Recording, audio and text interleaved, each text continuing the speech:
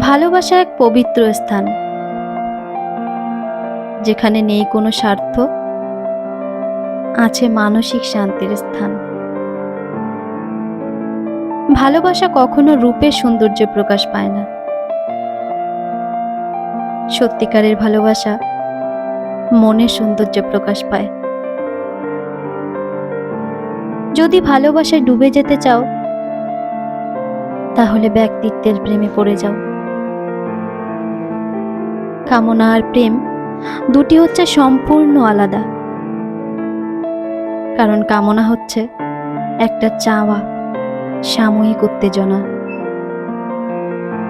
আর প্রেম হলো একে অপরের পরিপূরক, মনের গভীরে নিজেকে বিলিয়ে দেওয়া,